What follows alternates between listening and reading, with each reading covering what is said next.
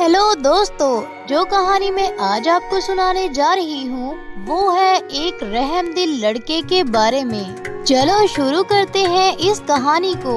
भगतपुर के एक जंगल में शंकर अपने पिता राजेश्वर के साथ रहता था। शंकर का पिता राजेश्वर जो कि अब बूढ़ा हो चुका था और वो अपनी सारी जिम्मेदारी अपने बेटे शंकर पर डालना चाहता था, मगर वो चाहता था कि जिंदगी के इस कठिन हालात में उसकी बीवी उसके साथ हो, यानी उसका विवाह कर दिया जाए। लेकिन उसे समझ नहीं आता था कि वो उसका विवाह किस लड़की के साथ करे। बहुत ज्यादा सोचने समझने के बाद शंकर का पिता राजेश्वर अपने बेटे शंकर को अपने पास बुलाता है और उसे कहता है, बेटा, तुम कल सुबह होते ही एक बहुत बड़ा दरख्त काटना। वो दरख्त जिस सिमत में जाकर गिरेगा, तुम इसी सिमत में जाकर अपने लिए अपनी बीवी तलाश करना। शंकर अपने पिता के बताए हुए तरीके के मुताबिक अगली सुबह उठता है और जंगल में जाकर एक बहुत बड़ा दरख्त काटता है और वो दरख्त जिस सिमत में गिरता है, शंकर अपने पिता की बताई हुई बात के मुताबिक इस दरख्त की ओर चल पड़ता है और इसी तरफ जाकर वो अपने लिए एक लड़की तलाश करने लगता है। शंकर चलते चलते थक जाता है। अब उसे समझ नहीं आ रहा होता कि वो क्या करे।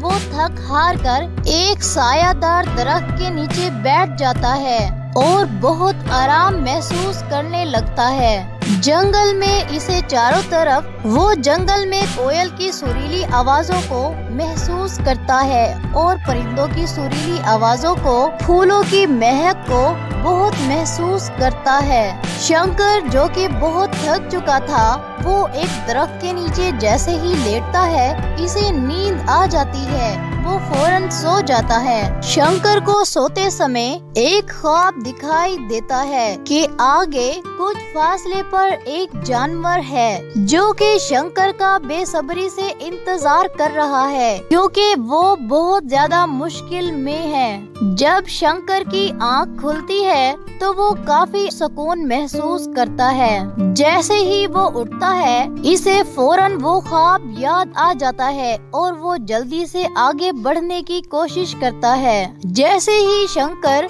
आगे बढ़ता है, इसे थोड़ी देर बाद ही एक जानवर की आवाज सुनाई देती है जो कि चिल्ला रहा होता है। शंकर आवाज सुनकर बहुत परेशान हो जाता है। वो झाड़ियों की तरफ चलता है और झाड़ियाँ हटाकर देखता है तो एक चूही झाड़ियों में फंसी होती है। फिर अकरम इस चूही को झाड़ियों से निकालता है और जैसे ही वो चूही झाड़ियों से निकलती है, वो एक लंबी सांस लेती है। वो चूहिया शंकर का धन्यवाद करती है। ये सुनकर बहुत ही हैरान हो जाता है कि एक चूहिया भला कैसे बोल सकती है। फिर वो चूहिया शंकर से कहती है, तुम्हें हैरान होने की कोई जरूरत नहीं है। मुझे मालूम है कि तुम एक मुसाफिर हो और तुम इस गहरे जंगल से गुजर रहे थे।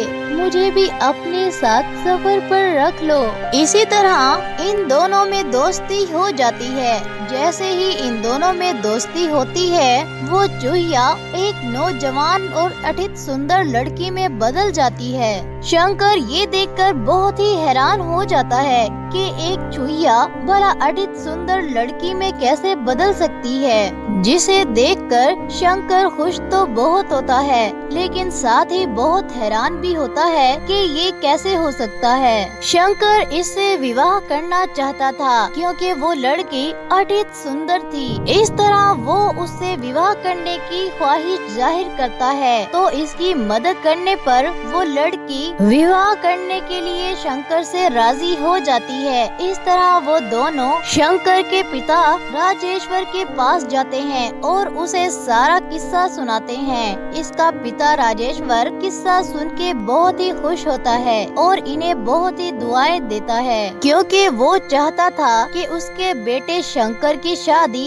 एक अतित सुंदर लड़की से हो जाए। राजेश्वर के आशीर्वाद से दोनों की शादी हो जाती है और दोनों हंसी खुशी अपना जीवन जीने लगते हैं। शंकर अटित सुंदर पत्नी को पाकर बहुत ज्यादा खुश दिखाई देता था। गांव के सभी लोग इसकी पत्नी को देखने के लिए आते थे और इतनी सुंदर पत्नी को देखकर वो बहुत ज्यादा खुश होते थे और इसकी पत्नी की बहुत ही तारीफ किया करते थे। अरे तुम्हारी पत्नी तो सच में बहुत सुंदर है। हाँ, तुम्हारी पत्नी वाकई में ही बहुत ज्यादा सुंदर है। शंकर अपनी पत्नी की तारीफ सुनकर बहुत ज्यादा खुश हो जाता है और वो जाकर अपने पिताजी यानी राजेश्वर का बहुत ज्यादा धन्यवाद करता है। पिताजी, मैं तुम्हारा धन्यवाद करने आया हूँ क्योंकि आपके कारण ही मुझे इतनी अटित सुंदर पत्नी मिली है। आपके बताए हुए रास्ते पर जाकर मुझे बहुत सफलता मिली है।